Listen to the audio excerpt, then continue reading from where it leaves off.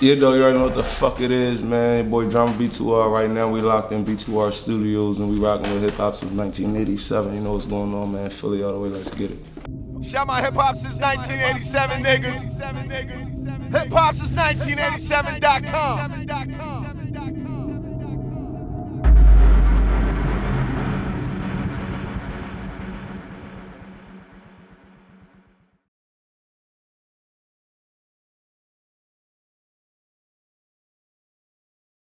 What's good? It's your boy Rick Dange here with my man. Yeah, though. Definite friend to the site, my guy Drama. What's good, my guy? I'm chilling, man. How you been? Staying out the way, man, working hard.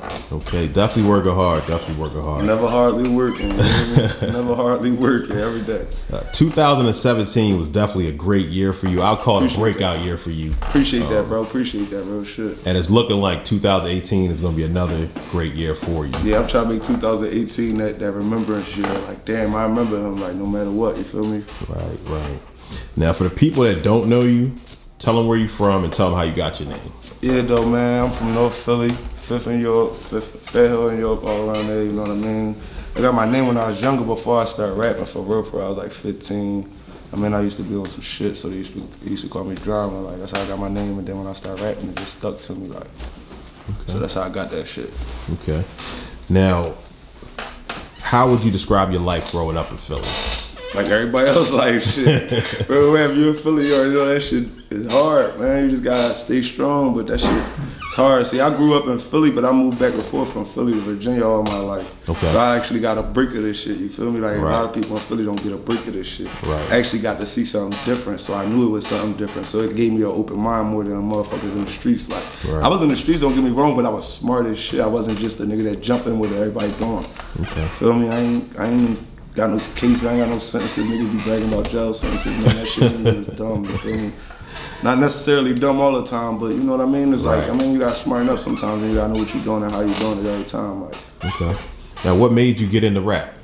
My brother, my oldest brother. I used to go to church too. My grandma, she always liked music and shit, but when I was living with my brother and shit, he used to rap. I used to bullshit with him and shit. I never took it serious. Then I just always, ever since then I used to just rap, but then that shit used to become a hobby. I used to rap when I was a young boy. I stopped rapping. I used to start trapping hard as shit. I was in the streets for real. Then my man Billions and my little brother, they put me right back on my grind, told me to get back in the still, and then I started rapping, and then that shit just started taking off. Okay. Now, you're definitely one of the guys that's really building a solid buzz coming out of the city, and you have a very unique style. Appreciate that, bro. How would you describe your style? I think Bryson Tiller took my fucking title too. Trap soul, you feel me? Like just that trap soul, bro. That's how I explain it. Like, I don't know, it's like it's trap but it's pain at the same time. You feel me? It's like talking about real life. I actually talk about shit. I don't just say nothing on the track. I don't get on there and just say sounds and shit. I actually say shit, so it's like it's meaningful. Like, I call it trap soul, hood tells, you feel me? Like hood stories, whatever you want to call it, is all real life shit. It ain't no fake shit. Okay. Ain't nothing fake that I record. My man wouldn't even let me record that shit if it was fake. Bro. Right. Now, what artists do you pull from? Like, who inspires you? If I get in the whip with you right now, what are you gonna be listening to besides yourself? Drake. That's the only person I got on my iTunes. I don't have nobody. I got my nigga Core. I got, you know what I mean? And nigga I fuck with on my iTunes. Right. Drake the only nigga that's like not underground that I don't fuck with that I got on my iTunes, and he the only nigga I listen to. Okay. But I don't try to get like too much like sound like him or nothing like me. So I don't listen to too many people. I don't listen to nobody, to be honest with you. Okay. I listen to like 4 people out the city and I listen to Drake. And it ain't no cocky shit, it's just so I can stick to my own sound. No, I dig it. And Drake just a motivation for me. Like, that's where I want to be at. So it's just on some shit like, it ain't even the music, it's just how he do that shit, how he move. I fuck with that shit. Okay. You got that, bro? A lot of people that are watching this are gonna remember seeing you on tour with Lil Uzi, 21 Savage, YFN Lucci, Kap G. Parental advisory shit. Right. What was that experience like, and what did you learn from touring with artists of that? That shit was life changing, bro. That shit took me from an artist to a motherfucking robot. You feel me? Like, real shit, bro. Seeing that shit, like being on stage. Mind you, Kodak Black got booked. He was supposed to be on the tour. I ended up taking his spot for real. That's crazy. That was crazy. I was only supposed to do 4 cities. I did LA, me and my man Billions. I went to Miami. When I got to Miami, I did the second show. the people that run this shit was like, yo, on some shit, whatever cities you can make it to after this, you can rock out that shit heavy. Right. And I did like 11 cities. That's crazy. But that shit was crazy, bro. It made me want to work. Like, that's why I'm working so hard now. Right. Seeing that shit, like being there, them niggas all took off after that shit. Right. Feel me? I wasn't even signed and I was on that tour, so that was a blessing. Yeah, that's crazy right there.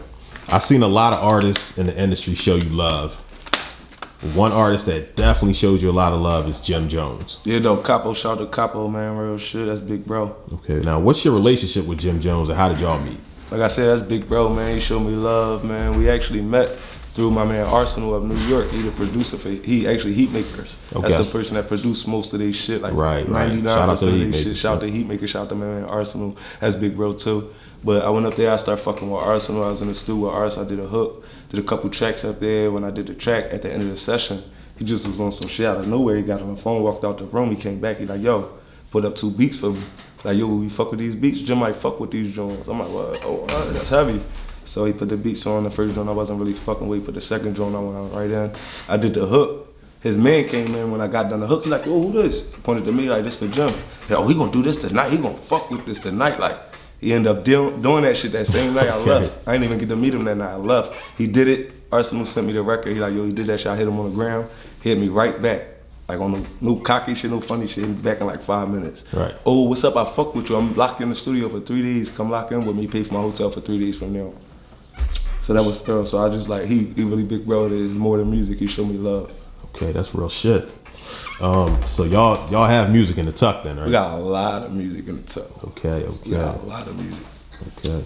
Could we possibly see you signing to Jim Jones?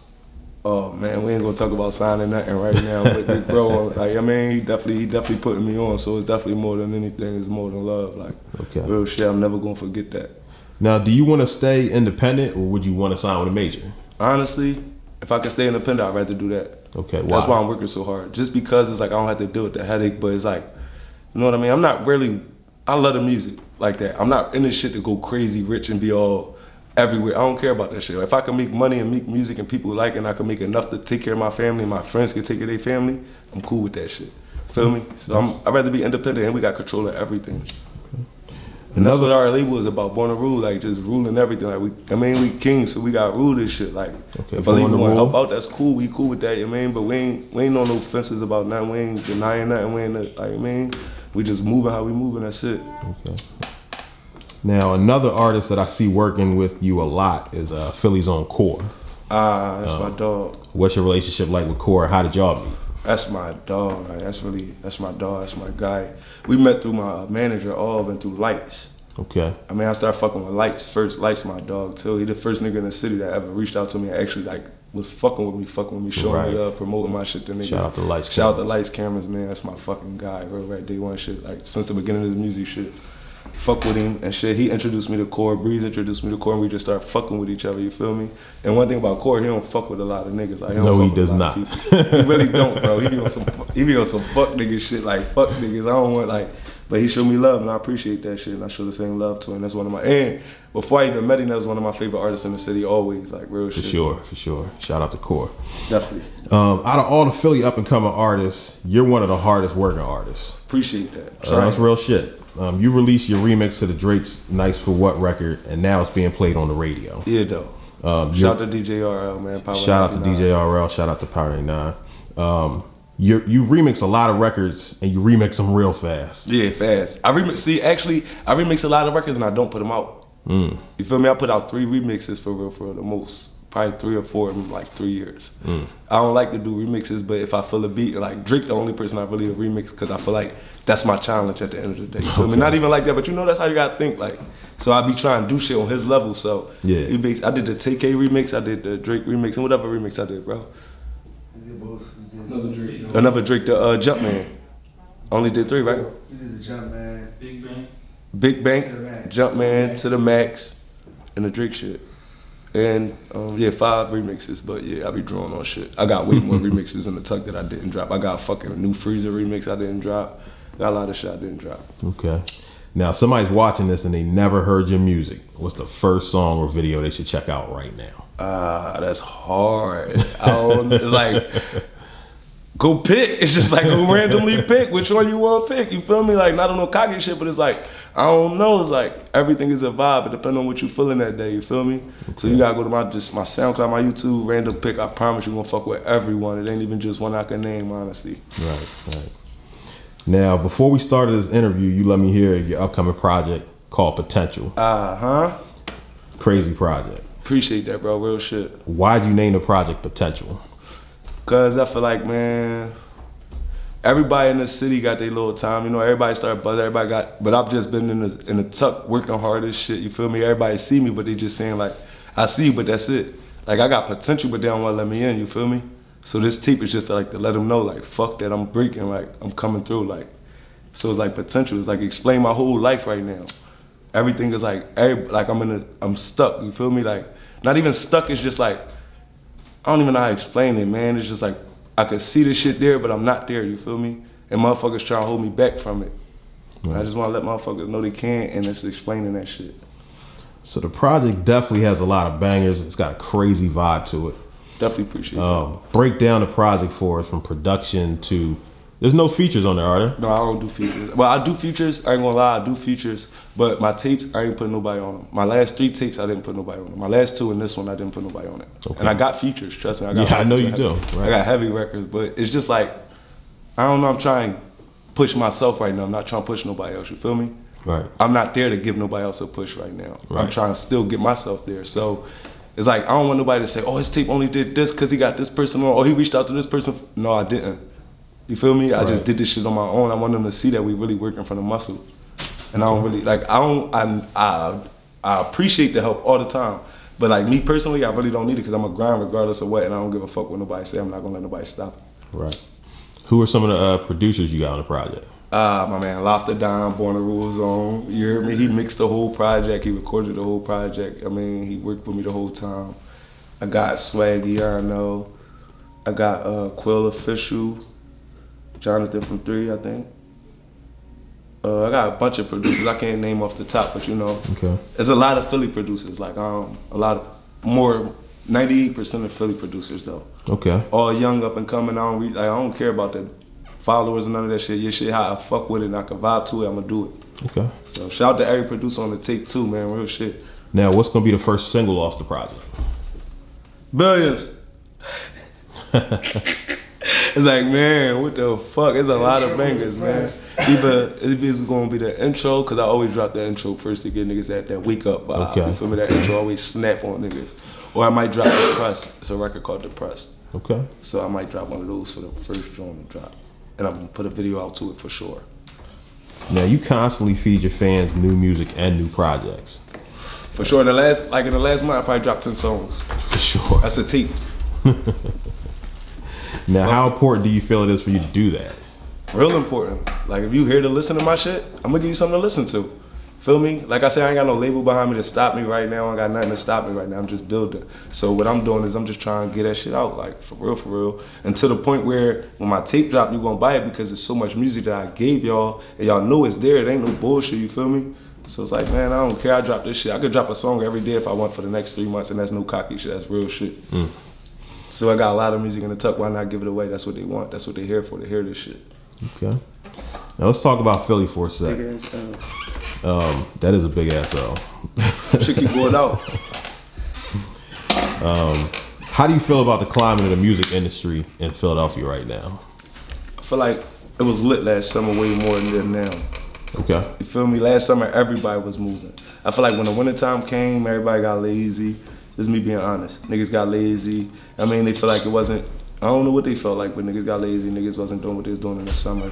Now everybody waking back up a little bit, but it's only like a couple artists that's really popping in the city right now, other than like last summer was like 8 artists, 10 artists popping in the city, you feel me? I just feel like, man, I don't know, man. I feel like they picking whoever they want to pick.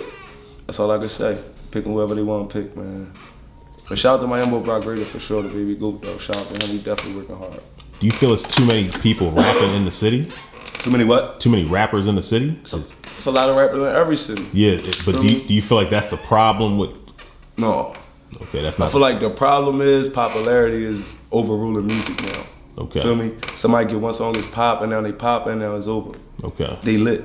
forever, you feel me, over one song until it fade down and everybody, you feel me? But like popularity is definitely taking over the music, like the real music. That's how I feel about it right now. I feel like it's a little watered down. Okay. That's why I'm trying to work as hard as I am and put the music I'm putting out that's way different, that I'm actually saying something. Like, you feel me? I'm actually like, I'm trying to bring that real music back, like that old head vibe, fuck the young shit. Okay. Now, like I said earlier, you're definitely one of the hardest working and consistent artists in the city right now.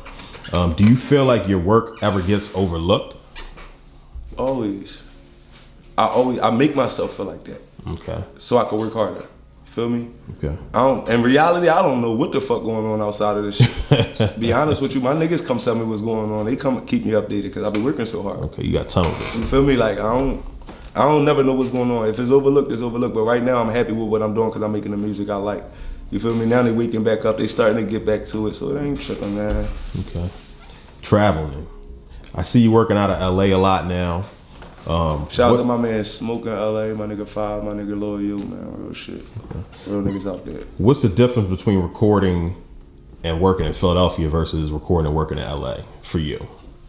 To me, the difference ain't really a difference when you get in the studio. Okay. You feel me? It's the vibe in the studio that matter. Like, in here I can work and do 1,000 songs. Up there I can do 1,000 songs. It's just when I get outside, it's the motivation I get from being in that area. You feel me?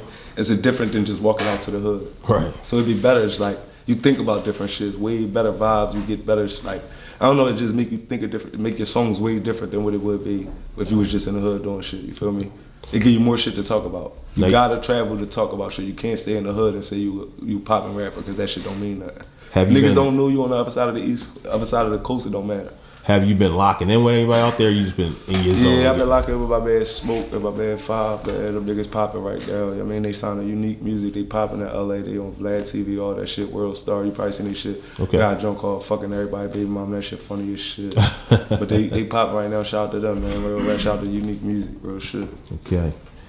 Now, for the people that want to follow you on social media, what's your Instagram, Twitter, Snapchat, SoundCloud? Everything the same, man. Everything. Instagram, YouTube, Twitter, SoundCloud, fucking Facebook, whatever the fuck you want to follow me on. Drama B2R, man. Real shit. Okay. Is there anything else you want to tell the viewers before we get out of here? Yeah, go click it to that NFW Drama Mix right now. Link in my bio. It's on the radio. It's everywhere. It's going crazy. That potential on the way. Make sure y'all get ready to pre-order that shit on iTunes. Real shit, man. Shout out to B2R, whole gang, man. You already know we working, man. Every day, every night. All right, it's your boy Rick Dange. Here with my man Drama. Yeah, though. Let's get it. Potential's coming soon. ASAP is coming like a motherfucking virgin on the first night fucking fast. You heard? Let's get it. And we signing out with HipHopSince1987.com. Shout my hip hop since 1987 niggas. Hip hop since 1987.com. I'm from Long Island, New York. I got my name off of the mixtapes, like back before the digital era, before the gram. You know what I'm saying? Like, I used to put out a lot of mixtapes and do units. You know, me and my partners, Tape Masters Inc., started a mixtape website called The Mix Game. When they popped Drama, they popped, you know, they ran down in the offices, my offices. You know, we was moving DVDs and CDs like crack. You know what I'm saying? Every tape we would drop, we would do like 20,000, 30,000 units. We was actually, even at that time, like the labels, they were getting mad because they weren't making no money off the mixtapes, right. and we was getting all of that mixtape money. Right. So, you know, off of that, you know, I just kept on grinding.